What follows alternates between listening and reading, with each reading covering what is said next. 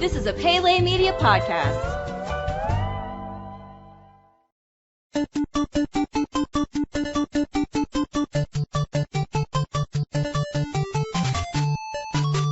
Welcome back to Goonies Minute, everybody. Goonies Minute is the fan podcast where we carefully explore the movie Goonies minute by minute. This is Brady. And this is Chris. And we are joined today with special guests Brad and Amy from the Cosmic Geppetto podcast. Guys, thank you so much for coming on again today. How y'all doing? Oh, doing great. Doing great. Happy to be here. Please do want me back. And I tell you what, right off the bat, I want to cover what you've got going on over there at the Cosmic Geppetto podcast. One of the specials that you do is the Best of the 90s series. Tell us a little bit about that, Brad. It was pretty funny. What happened was Jarf, one of our most frequent contributors, is pretty much the co-founder of the show, suggested we try to do something fun that can bring people in. And we had a big discussion between the panelists. And gosh, we probably have close to 20 panelists that rotate in. Some show up more often than others. And we sort of picked our favorite things from the 90s. And it was 20 things. And it was music, movies, cartoons, and television. And we go bracket style, and one goes up against the other. We've had a lot of really fun competitions. Amy represented Batman, the animated series, competing against Batman Beyond, and she kicked some rear end on that. Nice. I totally did. It was no contest. It was a shellacking. Kyle, Brady and his brother Kyle did the Pinky and the Brain versus Ren and Stimpy, and Ren and Stimpy took that one. And they've been a lot of fun because we try to keep it light, we keep it fun. We've had some really neat people come in and judge episodes. We've had a friend of yours, Mark Landry. Mark Landry, yeah. He actually, who was really good comic book writer and screenwriter, yeah, was actually judged one episode, and it's been a lot of fun. And we have an episode coming up soon in the next week or so where we have Clerks face off against the Christian Slater movie Pump Up the Volume, and it's a pretty good competition. Awesome. And where can people find all that? The Cosmic Geppetto podcast is available on iTunes, Stitcher, wherever quality podcasts can be found. And the website is www.cosmicgeppetto.com. Awesome. The brackets that you're talking about, that's a really cool thing to do, and it inspires a lot of conversation. I love it when everything from Howard Stern talking about which actor is better, which this is better, to I love that you're doing that. It's just amazing what kind of talk that you can get. It's like which show is better. Absolutely. That's so cool. I'm glad you're doing that. And in my experience on having been on it, I hadn't seen the movie Mystery Men in quite a while. And to be perfectly honest with you, I can't remember what I was doing up against that one. What was it? Army of Darkness. Yeah, Army of Darkness. That's right. We were doing the judgment for that. And I hadn't seen Mystery Men except for when it first came out in theaters. And it was so good to just have somebody kind of remind me of what it was and all the things that are so good about it. I mean, it's a really clever movie. So the Best of the 90s thing is just a great way, one, to hear about these movies you might not have thought of since the 90s, and two, get a little bit fresh perspective on them. So it's a really cool show. Yeah, we've been having a lot of fun with it. It's getting people that feel passionate about these things, and you also end up with some really, and as it continues, you're going to get some really goofy matchups. We're going to have a round soon with Alanis Morissette's Jagged Little Pill. Really? Yeah, because you forget just how big that album was in the 90s, so it'll be fun to see that go up against Nirvana's Nevermind. That's cool. You see, that's what I'm talking about. That kind of interaction and bracket stuff like that. I love that. I love that kind of stuff. So, things really get ramped up here. In the last minute, we saw the Fratellis finally show back up, and, I mean, the chase just really, really picks up in this minute. The last minute ended with Chris, like you were saying yesterday, Andy saying, oh, God, they're here, and the Fratellis finally catch up with them. So, and after this, I mean, the movie doesn't stop. It really picks up right here, and it just keeps going. You see the first time pretty much ever in this movie that Brand actually takes a little bit of a lead. Throughout the movie, a couple of times that he tries to be the senior person, the older brother, and Mikey just basically takes it from him, and the other people don't respect his lead. But this time he actually does take the lead, as they're trying to run from the Fratellis for the first time. And it was kind of weird. They're all holding hands as they're kind of running. And you know what it reminded me of? There was a scene at Ferris Bueller's Day Off where they're at the museum, and Ferris and his girlfriend are like holding hands with all the kids that are in a line. And Sloane, yeah. So that's what it kind of reminded me, except they're running. I don't know why. Okay. There's something about that. But, of course, Data, thinking ahead, is kind of trailing, but in his head he's thinking, you know, what kind of booby traps can I do? And, of course, we'll see that in a little bit. Yeah. Okay, so we also get the shot where they all start moving through the wall. The camera pulls back, and the wall is shaped like a skull. And, okay, did One Eye Willie somehow design this and blow up pieces of the wall to make that, or is that just a, like... No, that was a Hollywood set. No, I'm joking. No, really? Was it really? Why wouldn't One Eye Willie? Of course he did that. Okay.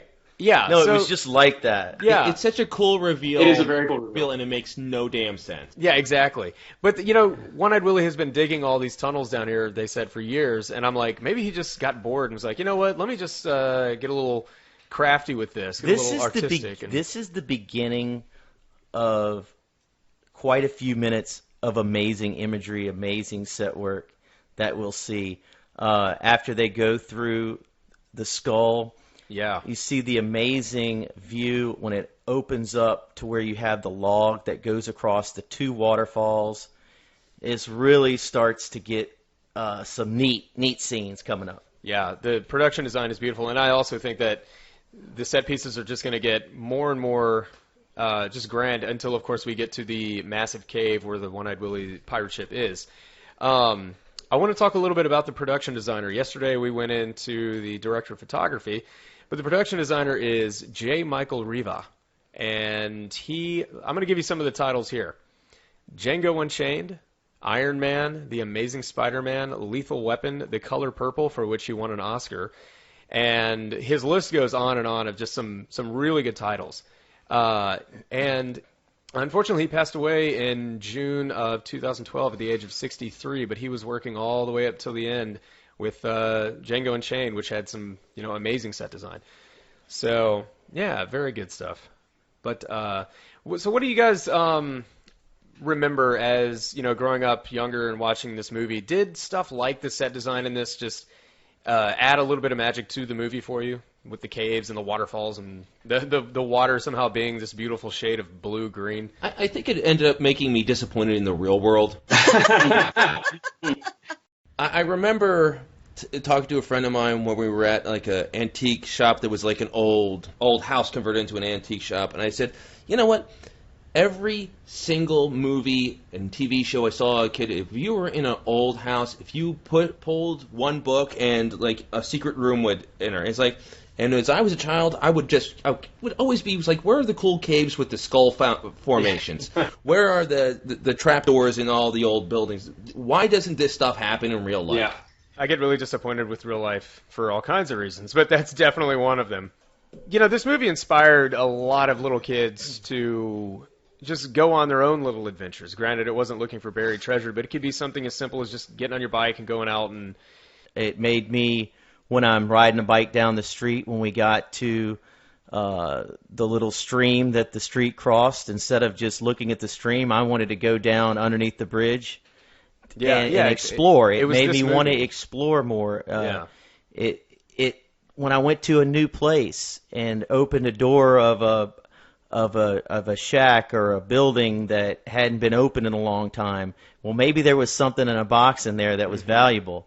Those are all things, because of this movie, that it put in my head that could be a reality to find something valuable. Brad and Amy, did this movie in particular do anything like that for you guys? Or is there a movie that kind of helped define your childhood in a similar way? Well, I mean, the movie I remember loving so much as a child was Xanadu, so... Nice. Same here. That's what did it for me, too.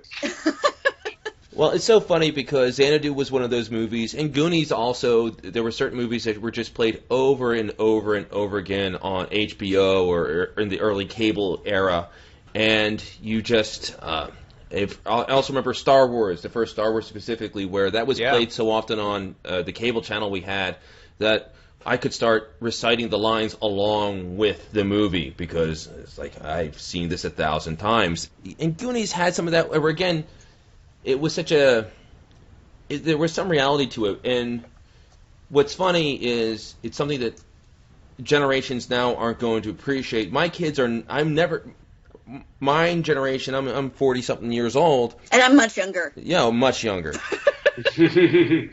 You know what? That's the problem. I want to say something funny about some band she likes. I'm so out of touch, I don't know what a young person band would be anymore. Yeah. Those still exist? But my parents would send me out. It's like, hey, go out of the house, come back when it gets dark, and I'm not going to do that with my kids. Right, you can't do Yeah. that today. Goonies Adventures, obviously it's a ridiculous movie and it's fanciful, but there was some reality to, your parents they're not going to, as long as there's like 5 of you together, you don't worry about them going off on their own. You figure probably 4 of them will come back. And, that was something. Is that enough?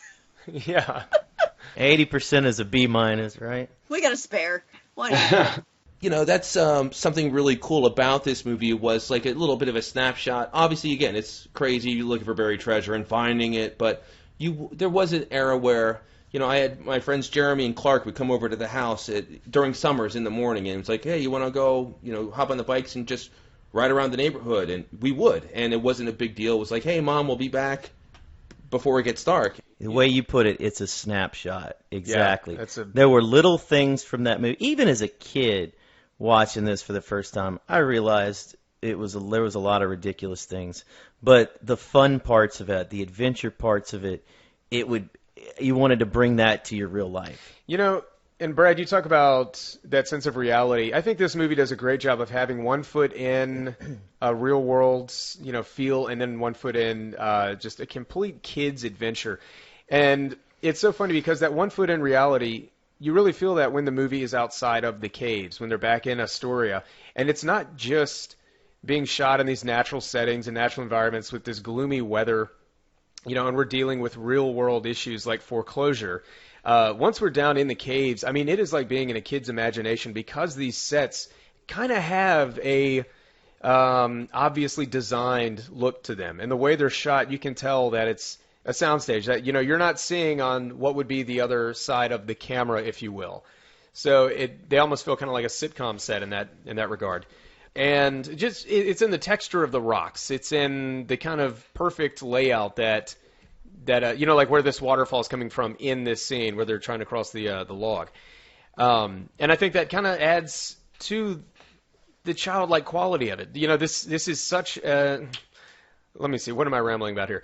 We were wondering that. Yeah. This very well could be, just completely taking place in a child's imagination because of things like the skull formation in the wall and things like that. So it's kind of to what you're saying, Brad, is how perfectly this movie has one foot in both the real and the fantastical world. Like a lot of great pop culture, it's wish fulfillment. So I think every kid hang out with their buddies, with sort of the Stand By Me, they would always go sort of off an adventure, be it to find buried treasure. There's like, hey, I hear there's a dead body by such and such, but you would always have those going off to find something, and this is a case of, okay, what if the kids went off to find something and actually found it? Yeah, absolutely.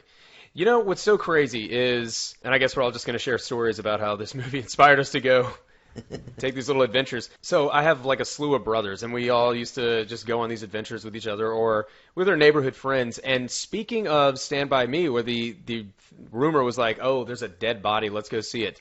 There was a wooded area that backed up to our neighborhood, and somebody told one of my brothers that there was a kid who had died, and you could still see like his legs. Have I told you that's this creepy. No, you haven't. And so my brother was like, let's go check this out. And he's telling just tall tales all the time. And I'm like, yeah, okay, whatever.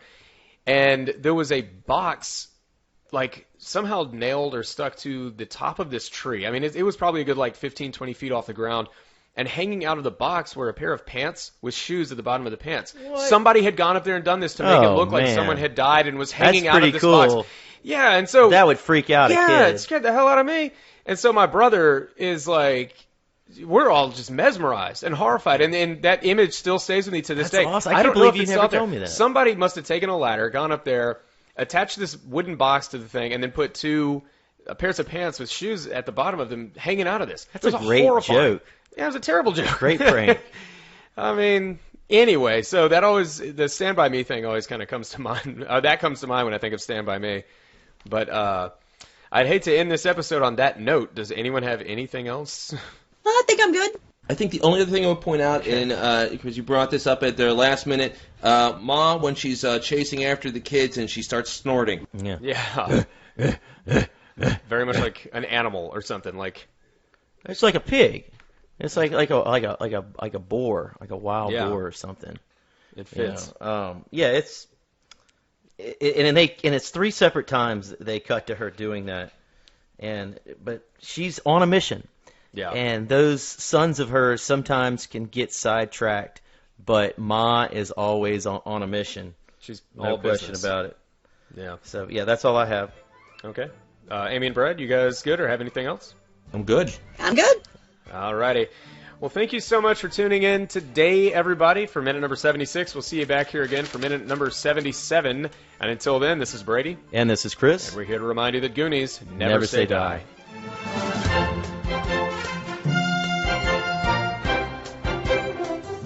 Goonies Minute is a fan-supported podcast. If you like the show, then leave us a review on iTunes. You can find us at GooniesMinute.com, Facebook.com/GooniesMinute, Twitter.com/GooniesMinute, and at Instagram @GooniesMinute. You can contact us at GooniesMinute@gmail.com. You've been listening to a Pele Media podcast. For premium content and exclusive podcasts, visit us at Patreon.com/Pele Media. Check us out on Facebook at Facebook.com/Pele Media and follow us on Twitter at Twitter.com/Pele Media.